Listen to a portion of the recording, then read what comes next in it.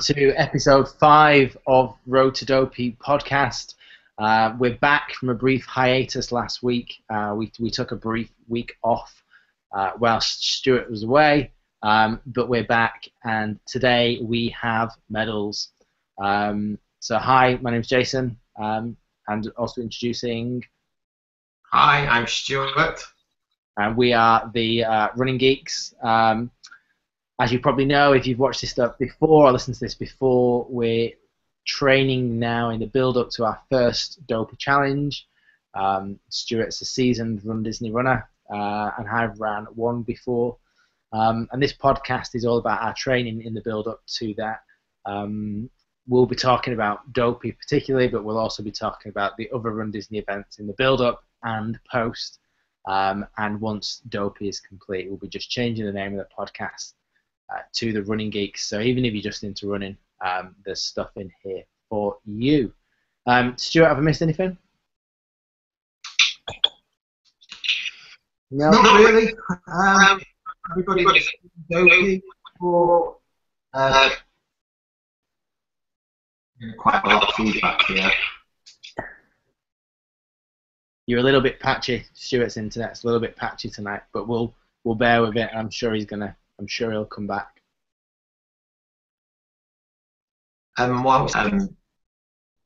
We're not just for Dopey people. We're for half marathon, 10K as well. So anyone that's interested in the Run Disney Marathon weekend, or even the other last week on business, not holiday, sadly. But I'm back, and normal show will be filming every Wednesday night, 10 p.m. UK time, which is around 6:05 US Florida time. So tonight, Sean. Hello, Sean. Well, hello there. How are you? I'm doing well.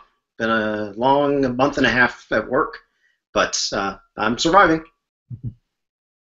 So Sean is what we call, or what Run Disney people call, a perfect Dopey. So I believe that you have done all the official Dopey challenges. Is that right?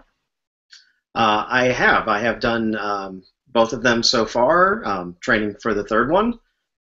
Hopefully we'll be able to get to number 5, so I can get the special lanyard that says Legacy Runner or Perfect Dopey, I guess is what they're calling it.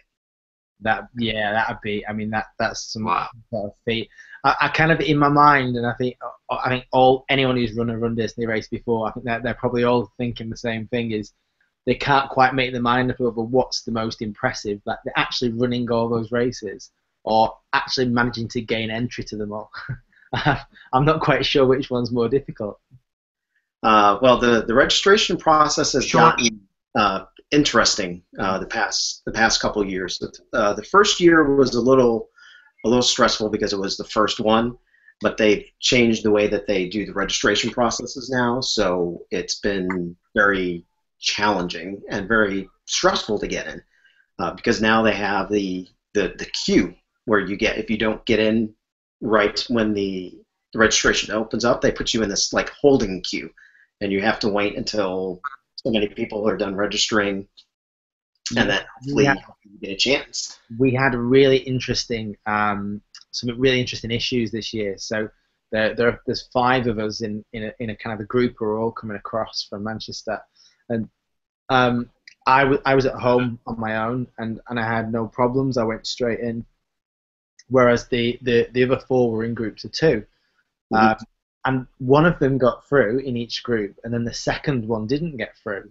Right. And it was almost as though the Disney queue was blocking further attempts from those IP addresses, because one was already in the queue, and it wouldn't allow the others through. So poor Stewart had kittens, I think, that day. It was me that couldn't get my place. It was terrible, and I'm like inviting all my friends. Oh, you've got to come and do Dopey. It's going to be amazing, because obviously I did the marathon last year, and it was me that was like, I can't get in. I'm going to be the one that's going to be standing around cheering for everybody. Right. But look, we're all in. So we had a lovely girl on a few weeks ago called Caitlin, and she was talking about last year's marathon weekend and the terrible weather. How did you find that very, very strange Florida weather last January? Well, the 5K was unbearably cold for us Floridians. I mean, it was bad enough that we were seriously considering, if it's this cold again for the 10K, we're not going to run it. It was just that bad for us. But it eventually started to warm up. We hit the local Target and Walmarts, bought throwaway sweatshirts and sweatpants, and just kind of all bundled up and kind of toughed it out. Yeah, absolutely. I think we're planning a couple of weeks to talk about what we're going to be wearing for the different races, and I know Stuart and I have discussed it already, but we certainly plan to, for the 5K at least, to wear quite a lot. So it's so early in the morning. It's, you know, even if the weather's good at the time, it's still going to be cold. And yeah, I think we just need to wrap up a little bit warm for that one, particularly 5K. Yeah, you just never know. I'm hopeful it's going to be t-shirt weather. What t-shirt are you wearing tonight, Sean?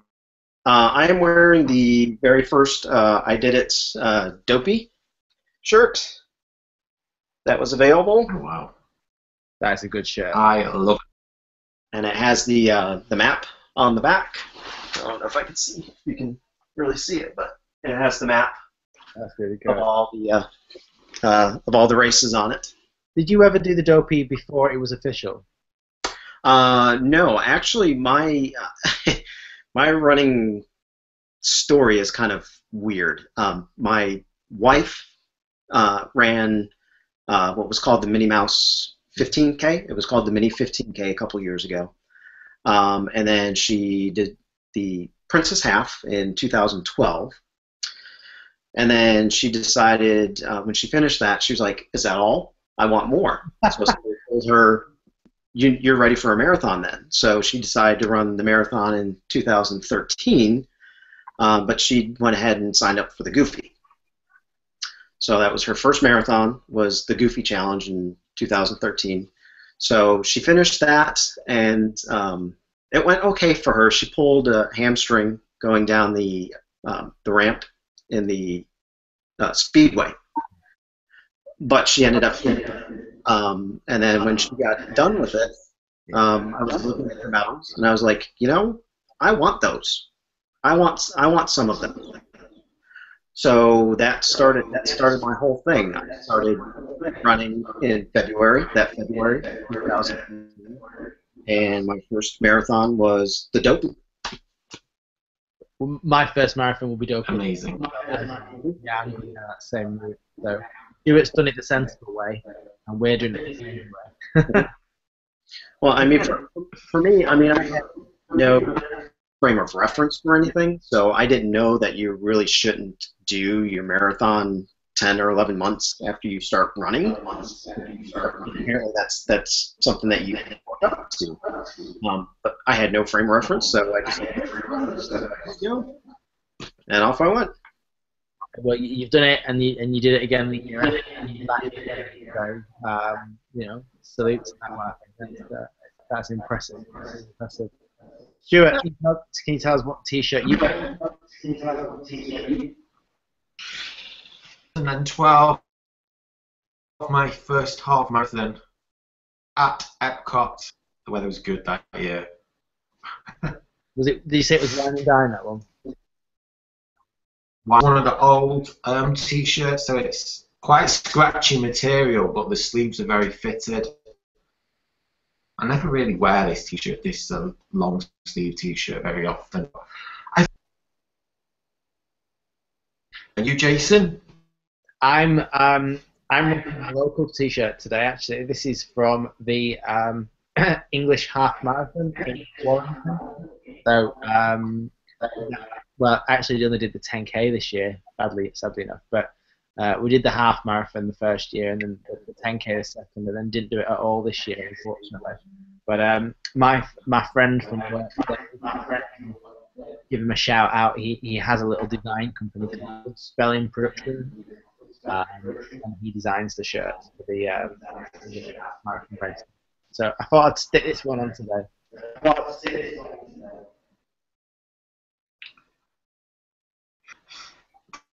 Did you know how many days it is now until marathon weekend?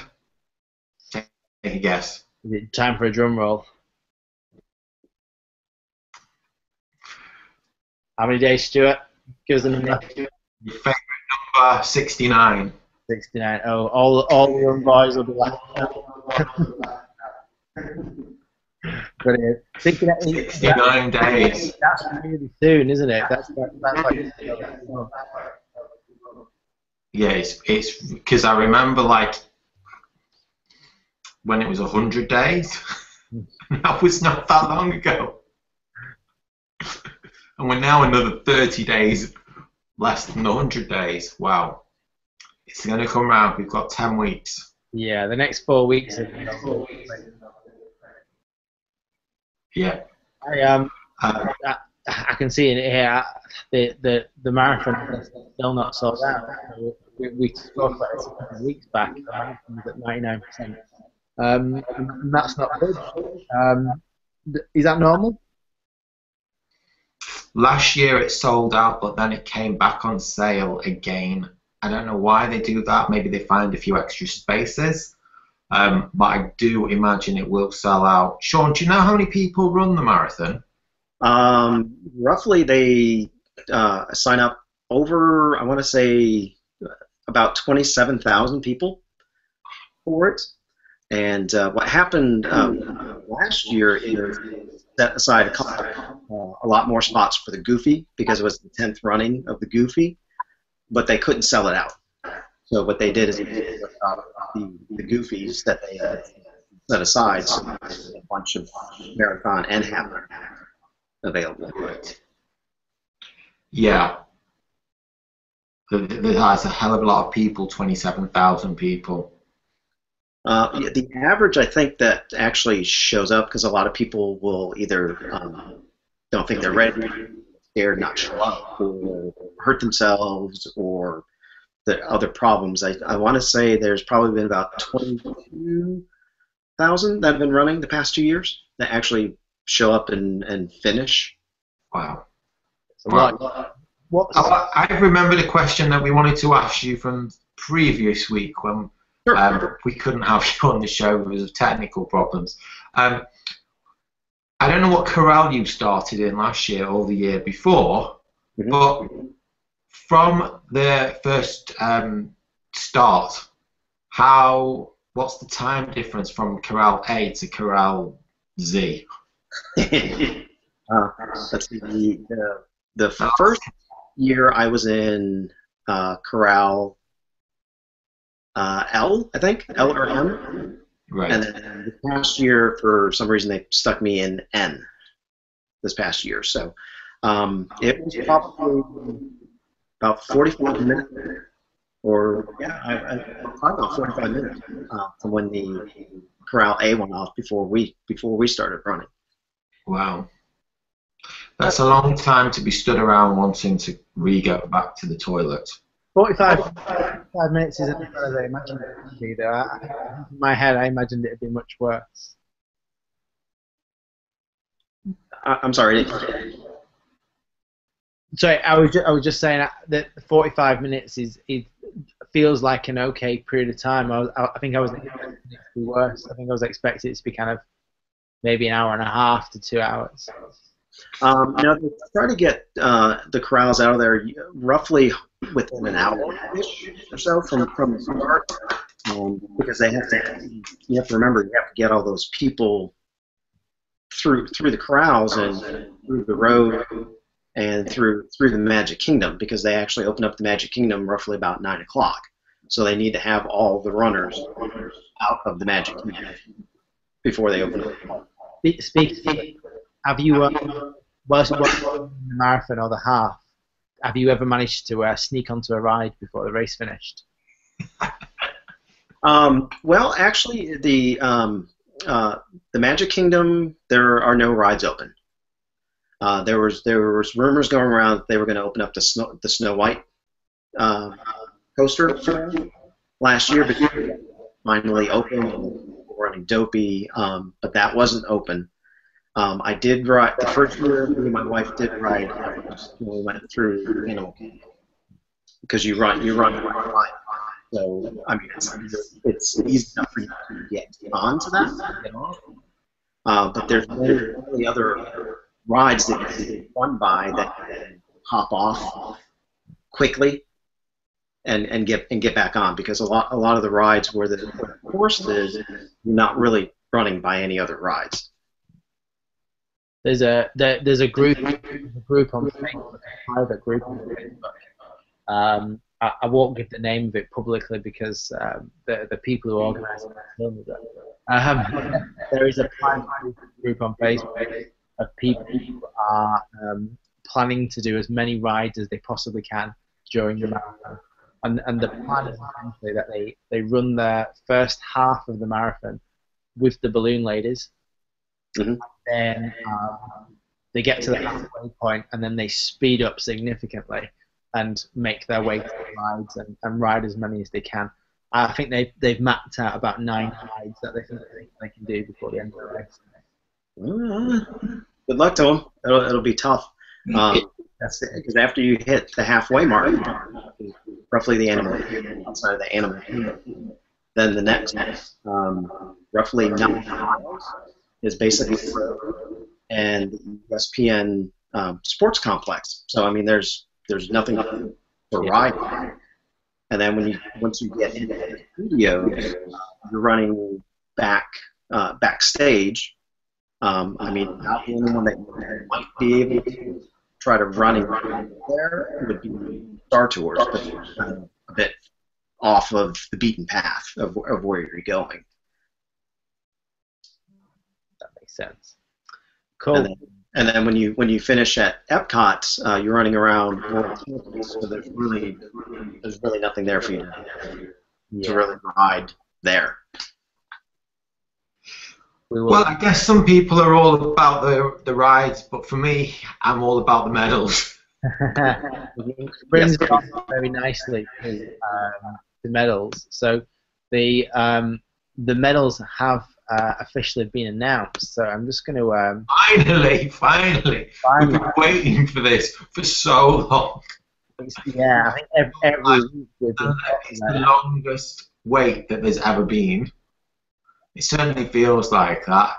Zoom in a bit closer and let's just kind of take a proper look at that medal. There we go. So whilst I talk, this will be on the main screen.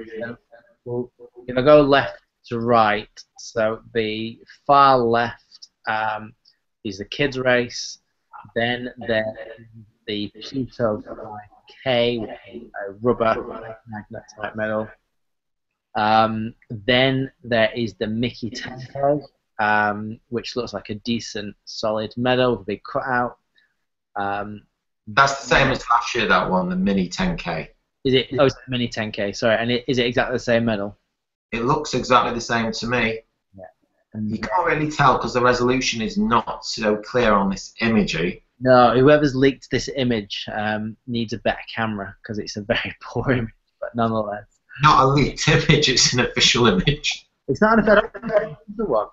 It's an official image. Is it? Oh, there you go. Well, Disney needs to get a better camera. The half medal is this one here. That one looks brilliant. That's a new one, isn't it, Sean? Yes, it is. That looks really nice. Yeah, I really like that. It is a nice medal. Then the full marathon this year is different from the last couple of years. Again, we've got this combination of matte and shiny, which seems to be like the new thing for Disney. If you zoom in quite close, you can, I think, I mean, it's difficult to tell, but I believe that there's a running Mickey on the bottom, and then there's a castle at the top there, and then a star. Can you see that, Sean? Yeah, as far as I was able to see, there's definitely a Mickey on the bottom. It does look like there's a castle on the top, but I'm not sure if there's anything like on the ears or anything like that. Well, the only question the castle is, oops, not quite sure what I've done there. Ah, there we go. The only thing the question the castle is, if you look at how shiny it is, there's a lot of reflection, and you can actually see the cameraman in the middle, in the right ear on the right, which is the left ear. So that castle could actually be something in the background. Now, the castle is there, but it could just be something in the background. No, it's definitely in the grading. And then the last couple, we have the Dopey Challenge medal here, which Stewart really liked, and unsure about. Yeah, I really like it. I think the Goofy Challenge is the one that's going to wow you when you hold it. Yeah, I mean, you guys are probably right. You guys both seem to be liking it. I think for me, the enamel effect just kind of looks a bit photographed, but you could be right. I think it could be quite nice. The actual Dopey logo is really nice. So it's purple and gold. Can't really ask for much more than that. And then also they've got the Castaway Key Challenge. Is that right? Yeah. What do you think of the colours of the ribbons this year? I like that they've changed them. It seems the past 2 years they've been kind of the same. Donald's been a blue and then a navy blue. Minnie was gray and a black. The Mickey was red and yellow, I think, the past 2 years. The Dopey was green and purple. And the 5K, I don't remember the 5Ks. Yeah. The colours tend to be a good indicator of what t-shirts you're going to get as well. So No. well, at least so some of the t-shirts can be, but I do worry a little bit about the Dopey one with the brown ribbon. I'm not quite sure. Brown is a great choice of ribbon colour. No. Oh no, that one is completely different, isn't it? The marathon one. Completely different. I do have a theory that if you like the medals, you're not going to like the t-shirts. Last year's t-shirt, this one, I was not a fan of at all. I think it's really difficult to make out. Mickey, it's more arty than obvious. So I'm not really a fan of this. But I'm hopeful that the t-shirts will be better. So, Stuart, you have a conspiracy theory. So, well, it's not really a conspiracy theory, but can you just put back on the screen there, Jason, the ribbon colours first? For the ones? Yeah. There you go. I don't really like that burnt orange for the Dopey. For the Dopey. There seems to be a lot of orange and red there, doesn't they? They could have put in a green or a blue or a purple. Yeah, I think saying the Dopey is purple. Yeah, or even a pink. Mm. Yeah, the Dopey ribbon. Yeah. Well, hopefully it'll look a bit different when we get to see it. It might be more of a darker brown. It could just be a bad picture. Either way, we're still going to be rocking through customs looking like Mr. T. So that's what I'm saying. Well, we're going to get to see what these medals look like in person. Well, not in person, but on Instagram next weekend when people go to the Wine and Dine Expo and take pictures of them, because they will be on show at the Wine and Dine. It's next weekend, isn't it? Yes, it is. You doing that, Sean?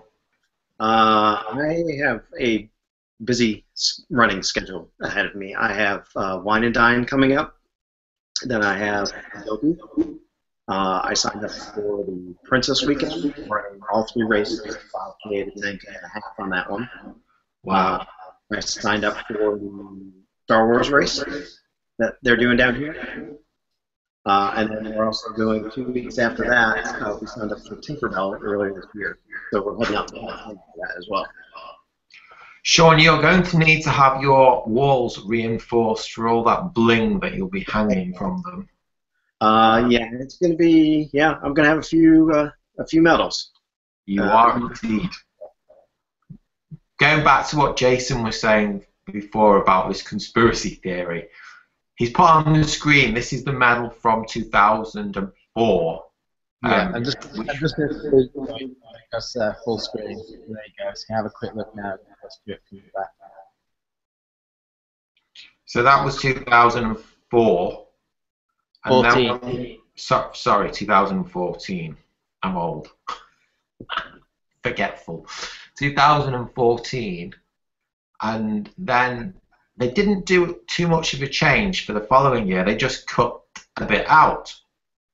So I'm just going to... There you go. So you should be able to see. 2015, the one that I've got. So there was the medal. Yeah, they just kind of took the same medal but cut it out. So the question is, what do you think they will do for 2017? Yeah, absolutely. Because I'm not quite sure there's anywhere to cut out on this new medal. I'm sure they could do a little bit of cutting out there. You have to imagine it's like an iPhone, so it's like the iPhone 6 and then the 6S, and then they'll redesign it. So there you go. So Disney conspiracy theory. Are they just handing out old medals and cutting a hole in them to make them slightly a little bit new? Yeah, absolutely. And I think I kind of briefly showed it before, but as you know, with all these things, you can't ever kind of have this conversation without having a look at the 21. Sean, have you got? I'm sorry. Have you got one of those? I do not.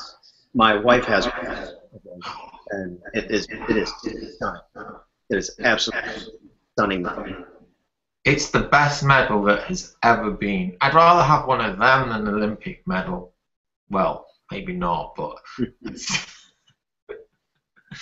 they're nicer than an Olympic medal. It's pretty impressive. It's a double, for those who've not seen it, it's a double spinner. The centerpiece spin and the gold ring spin as well. They spin completely independent, so it's probably the flashiest medal ever. Yeah, I hope when it's the 25th anniversary, they don't even try to top that.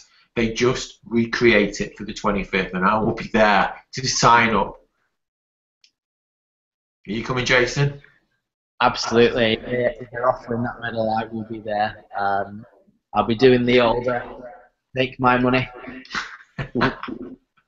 They should pre-announce what the medal's going to look like before the registration, and then they could justify putting the prices up. Yeah, absolutely. Well, that's what they did for the for that one. They announced what the medal was, and then registration for that race shot up after there's nothing of that. Really? And I never knew that. Oh wow. That was 2013, which was literally the 6 weeks after this, my first half. Damn. So I think we've done. What's next, Stuart? Well, we wanted to have a bit more of a chat with Sean. So you've told us why you're doing Perfect Dopey. Basically, what I would like to ask you is, what have you learned from 2004 2014 and 2015 that you're going to take with you to 2016? Oh, well, this one will go better than last year at the Wine and Dine, at the cold, wet fest. I actually tripped and fell mile 11 and a half. Oh, God, no. Oh, yeah, and I scraped my knee up really, really bad. And I probably didn't run for at least a month after that. So hopefully I will be able to get my training back in. My first one, I followed Jeff Galloway on walk thing, and I followed the training schedule. I think I missed 3, maybe 4 runs from July until the race, and I had absolutely no problems with that. So just following the training schedule, just remembering not to get frustrated when I'm doing those runs, because there's a couple places where, I call them choke points, where the road gets smaller, and it's really you're like this one because there's just so many people. Just trying to not get really frustrated when you're down in those points, and just try to enjoy it more than I have before, because it's supposed to be a fun race, and just really enjoy the whole thing of it. I mean, I'm not an elite runner, so I mean, there's no thing that I really learn per se, because I'm not the fastest guy. So just for me, it's just fun, and I run. Tell me, Sean, did 2015 improve your time over 2014? That's actually kind of funny. I'm a little embarrassed by my times, but then again, I'm really kind of actually proud of them, because of just the time. The first one I did, I think, was 6:57. The next year it was 6:58, so I actually slowed down a minute. But I look at it as, yeah, that's a long time to be out there trying to do it. It's a very long time to be on your feet. But then again, I look at it and go, I kept running for 7 hours straight. Exactly. So my time is not, the best time ever, but continually doing something like that for that long of time, I think is pretty impressive. I have to say, I think we've said this before, and I truly believe it. Like, times don't impress me. Like, I don't get impressed by people. Like, it's impressive when someone's in a really good time, but actually times don't impress me. What impresses me is who goes out and just does it. And if you want a 2-hour marathon, 10-hour marathon, quite frankly, I'm impressed with both people, because it's not the time that matters. It's the covering of that distance, and that's the important factor.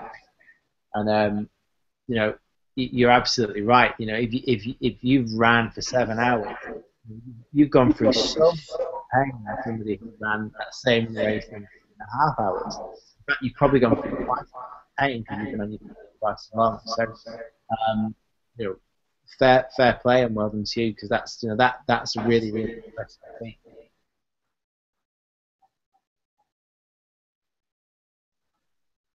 Yeah, I do agree with you there, Jason. But then Jason is the quickest runner that we know. So. No, I'm not as like Chris and Rob. They're much quicker than me. But yeah, I try not to. I don't really enjoy that. So I'd much rather run a nice talking race and enjoy my time. That means. And I'm grateful for that, because he's running with me. So how is the training going? It's going pretty well. I'm a couple weeks behind from what my training, quote unquote, training plan is. But I just finished off I did a 5 and a 14 and a quarter this weekend. So this weekend is an off week for me, and then next week I'm going to do a 4 and then the wine and dine, and back-to-back days, and then a couple weeks after that I'm going to start doing the 4-day in a row things where I do 2 miles, maybe 3 miles, and then I think 7, 17, and then I think I'm going to do 2 of like a 2 and a 4, a 10, and maybe 20s. So I mean, it's going. You're building up the mileage there. Did you say you'd done 14 and a quarter? Did you say?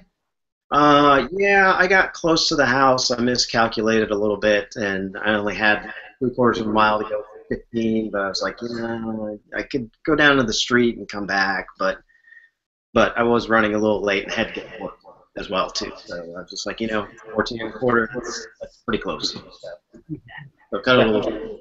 We ran a very similar distance last weekend, didn't we, Jason? We did 14 last Sunday before last. Yeah, we did. It was over 14, a little bit over. It was a little bit over, actually. Yeah, it was. So this weekend that was just gone, I did 10K. I'm doing alternate long runs because I've got a slight injury. And then the weekend coming up, we're going to be doing 17 miles. Which is a big jump. It should be 60, but we're jumping it a little bit. I think we'll feel a little bit happier though when we get to 17. I'll be happy. You could just run 16 and a half and use the other half for a cool down. Yeah, We absolutely. could do that. That is probably a good thing to do. But normally I speed up as I'm getting near home. Right. We've been using a little bit of a kind of a Jeff Galloway kind of run walk on our long runs. We've been kind of breaking it down a little bit. We've been trying to keep the miles. So, I think, did we say 10-minute miles?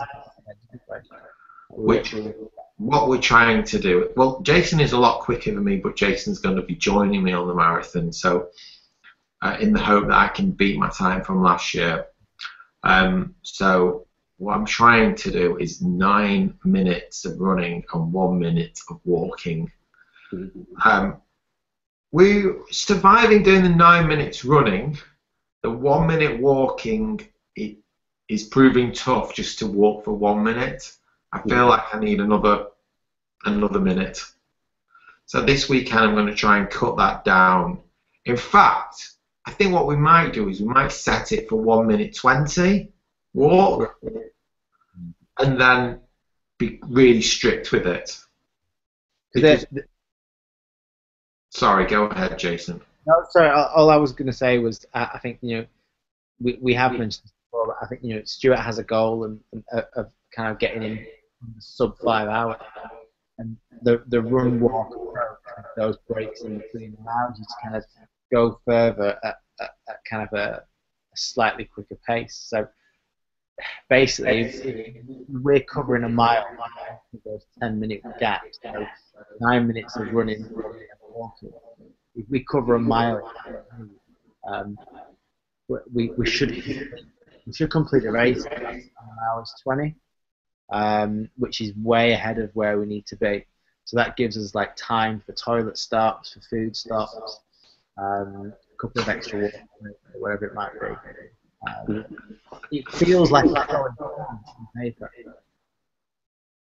Everything feels like a solid plan, but the truth is we'll not know what happens until we get to 20 miles.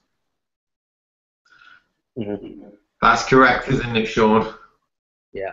20 miles can get interesting. I mean, for me last year, the one I actually was able to do was only 17.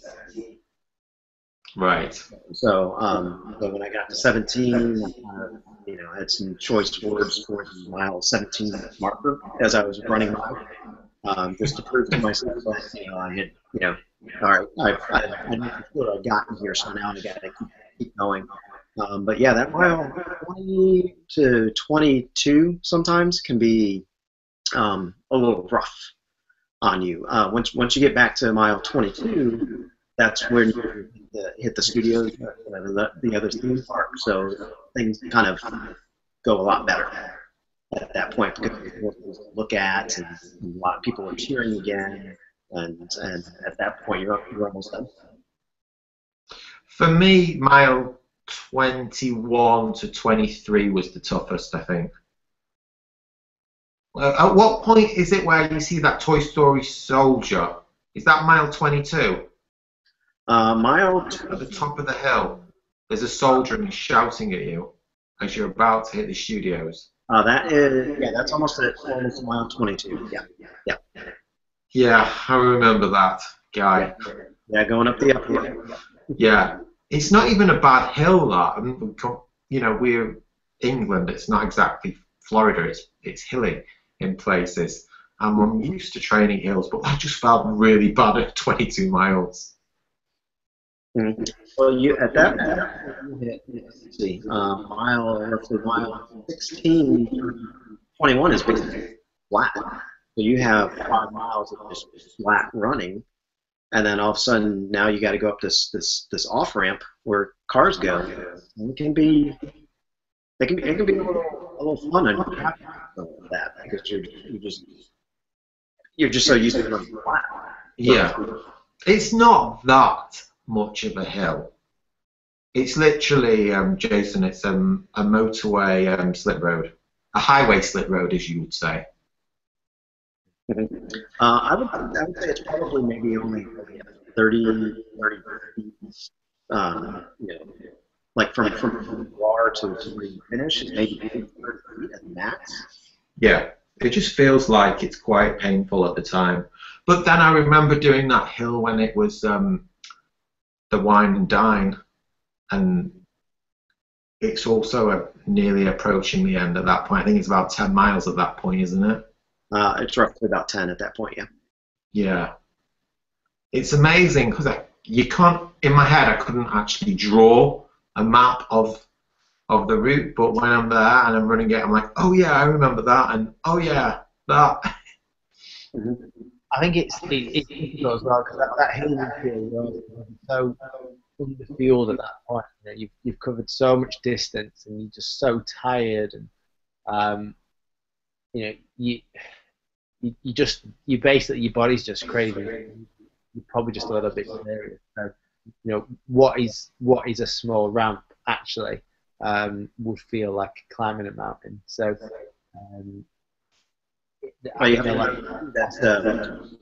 Once you get videos after that, chocolate stuff, because they hand out little pieces of chocolate.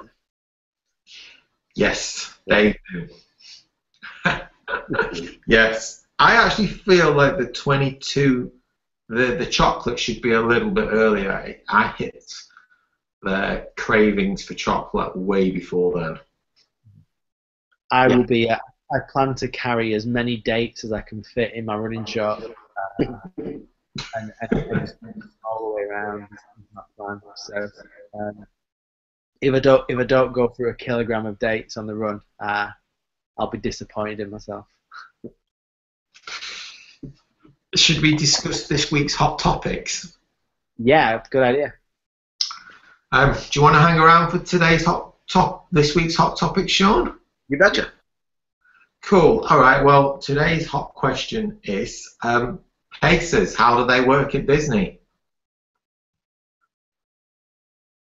Do you want to go ahead and answer? Have you ran with the paces or? I'll let you guys do that one because I've never ran with the paces at Disney. They don't have a pacer for my speed. Okay. The pacers for my speed are only, so I try not to get anywhere near. Well, they have cliff pacers at the Disney half and full, there's no paces for the 10K and no paces for the 5K. You can go and meet them at the expo. They are Cliff Bar Pacers, and they have a little stand in the expo, and they have, you know, them things for the wrist, what are they called? The time wrist, the time things. The wristband. Yeah, it's a wristband, and it's got all the times that you need to hit each mile in order to be on target. So they give you them, and then they introduce you to a pacer. And the pacers start in the relevant corrals. Last year, I just kind of walked right over to my 5-hour pacer and introduced myself, and I went, "Hi, I'm Stewart from England, and I'll be your best friend for life if you get me to 5 hours." Unfortunately, it didn't happen, but yeah, she was amazing. They carry a little stick with some balloons on, so it's similar to the balloon ladies, I'm told, but it says 5 hours on them, and she carries this the whole time. And she inspires you, and she talks to you, and every mile that you pass, well, at the 5-hour pacer, every mile you would stop and walk for a minute, which is very similar to what we've been doing. And then someone in the group that was running with her, because there was about a team of about 20 of us that were running at that pace, she would nominate someone to dedicate a mile to, and yeah, it was quite good fun. Shame I lost her, but hopefully I'll finish ahead of her this time. It sounds really quite engaging, doesn't it? It sounds like they make it like a really engaging experience, which is really good. It's inspiring, yeah, and they are amazing. And the lady that paced me, she was funny, and she was warm, and she was, you know, she had the drive to bring everybody in. I think just going back to your point before about the which one was it? Sorry, I can't hear you. It's fine. I'll come back. Yeah, I forgot what it was. I had a point where it hit. Oh, that's it. I've got it. So what my Stewart mentioned, wristbands with times on. So using a GPS is great, but you're trying to figure out when you start planning how far you've travelled, how long you've ran for, what your goal time is, and start trying to do the calculations in your head. If you can't do the math anymore, if your ability to do the math is gone, that is a sign. So, joking aside, that's eating enough on the run. So, what I would always say in the races, and anything kind of half marathon and above, probably less relevant for a 10K, but half marathon and above. When you're running those races, every mile, just do a quick math calculation. Just do something in your head, 8 7 or 7 7s or whatever, and try and do it until you know the answer. And if you can work the answer out, then your fueling's fine. If you can't work the answer out, it's a really good indicator that you need some more food. So, quick tip. Or you're terrible at math. I'm quite good at math, right? So it works really well for me. Yeah, if you're not very good at math, that's a good indication. Them pacer wristbands are really good because they tell you exactly where you need to be. The problem is when you go past the mile markers, then they've got the time from when it originally started, and that is like 45 minutes after you start. Before you started, you don't really know what time your position is at that point from seeing them mile markers. Isn't that true, Sean? Yes, when they actually are counting time correctly, because I think there was one where it said we were like a 25-minute mile, and then the next one we were like a 5 or 7-minute mile. So, Oh wow. yeah, so sometimes they're working and sometimes they're not. What I do is I actually keep the that. I sign up for the runner tracking, and I run with my phone just in case something happens. And then it will give me my splits and that's time of finish.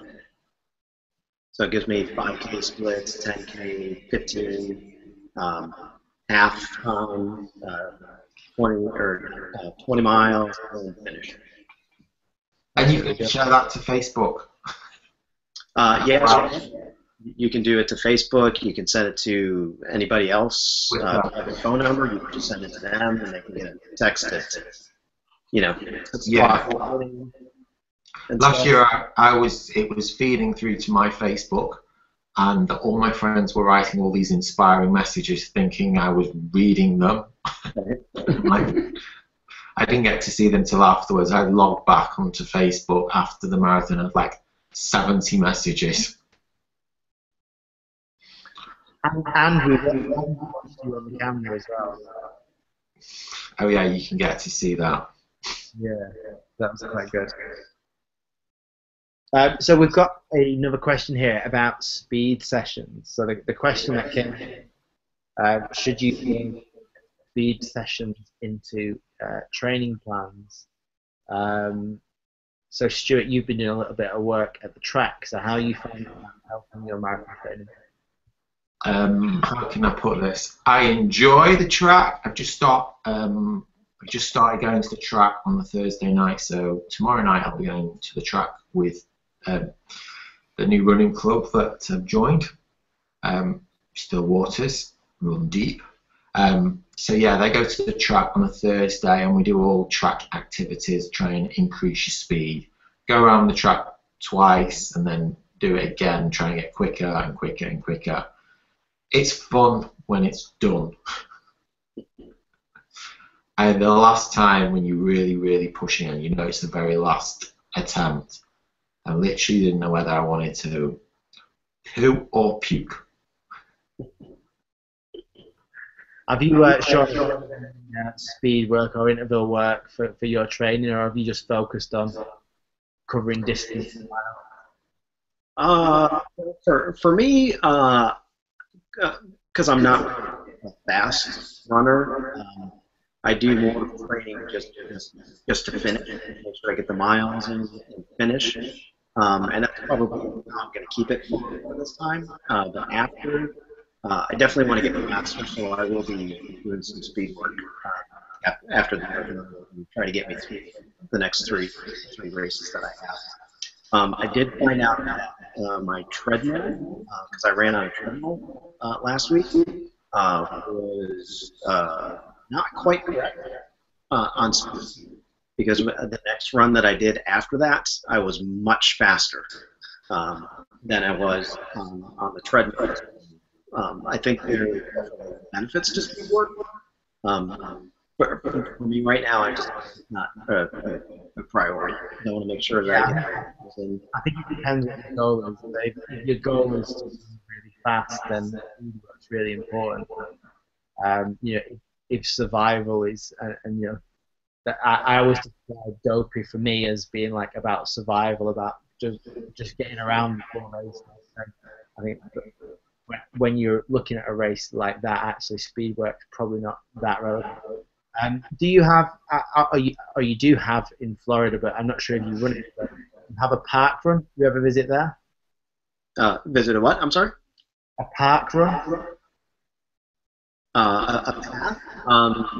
Sorry, there park, like a timed 5K run on Saturday morning. I'm sorry. Again, I'm sorry. Stuart might be able to explain it better. Sorry, it's echoing a little bit.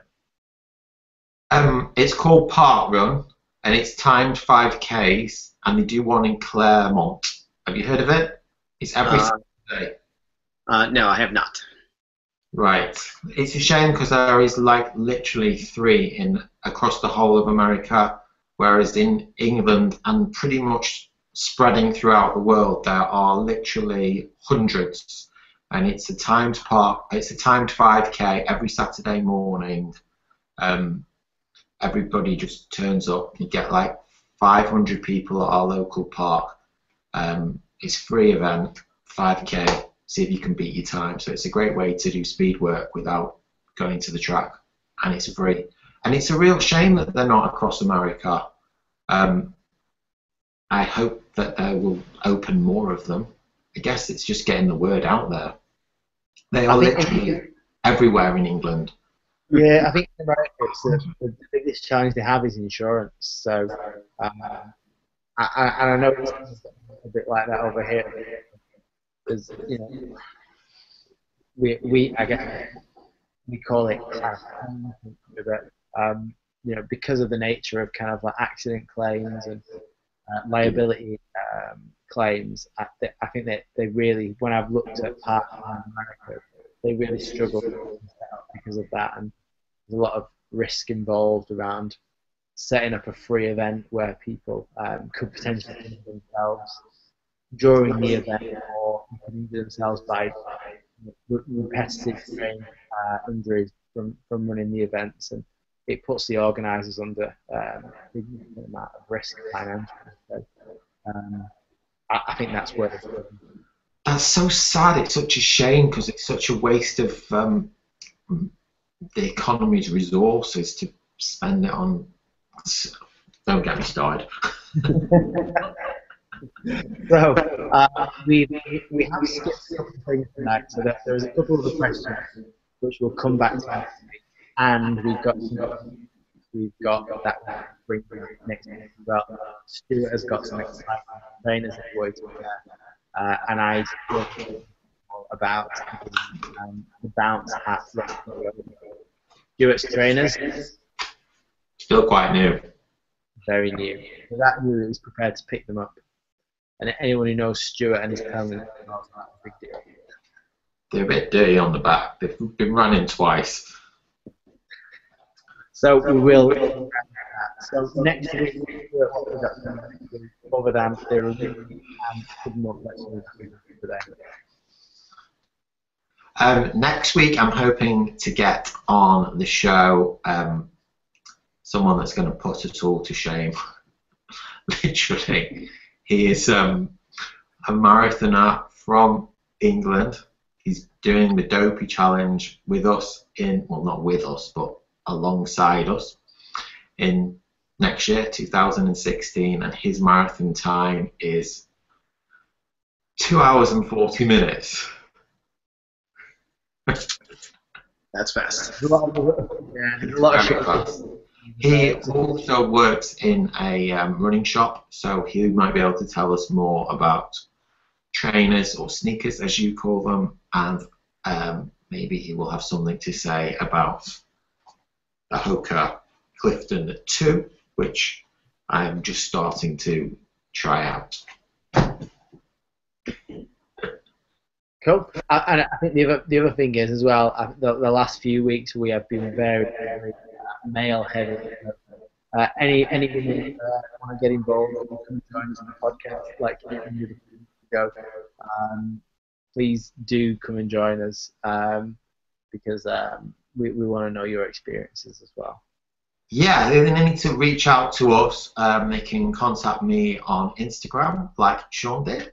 I'm at Run Stewart, which is STEWART. So yeah, if you message me through Instagram, then we'd love to have you on the show, whether it's your first time or you've a legacy Run Disney runner. Well, thank you, Sean, for being on the show. We do appreciate it. Yeah, massively, and we will see you in January. I imagine. Tell our listeners how they can follow you on Instagram. Yeah, that's probably the easiest way to get a hold of me. I'm checking that thing multiple times a day. It's Drummer Sean. And then SHAWN. Yes. And then Drummer Element is from you enjoy playing the drums, or is that a from the services? No, actually, that was my thing through middle school, high school, college. What I do now for a job is something that we decided to do. I originally didn't go into music, but just didn't pursue it. Wow. Amazing. Cool. So we'll post the usual comment boxes down below. The video version of this podcast will be on YouTube and is live now. The audio version will be on iTunes. We need to find a slightly different source. Apologies, iTunes only holds the last 2 episodes of the podcast. We will get that fixed and make sure the old and historic version is there as well. You can also find SoundCloud. Yeah, so you can find the audio podcast at SoundCloud as well, and that's where you'll find more comments about it as well. For those people listening to us on SoundCloud, go and have a look at the marathon picture, the marathon medal pictures, so you'll know what we're talking about. Yeah, otherwise you might be a little bit confused. But I think that pretty much wraps us up for today. We have managed to, but again, we do talk quite a lot, unfortunately. But thanks for those who have stuck with us. Thanks to Sean for joining us and taking time out of his day to speak to us and speak to Yes, we appreciate it. If anyone would like to get in contact with us, you can contact me on Instagram at RunStewart, on Twitter at Stewart Anthony, and on Strava, and the website Run Disney, not Run Disney, that's their website. Our website is Road to Dopey. And Jason, what's all your stuff? Everything is at the Jason Pan. So the spelling and the link is down below. But it's all the same. Also, I'm on Strava as well, so feel free to follow us on Strava and for saying what we've been doing. All right, well, that's it for now. Thank you, Sean and Jason, and from me, Stuart, I will say goodbye and keep running, everyone. All right, Bye. Bye.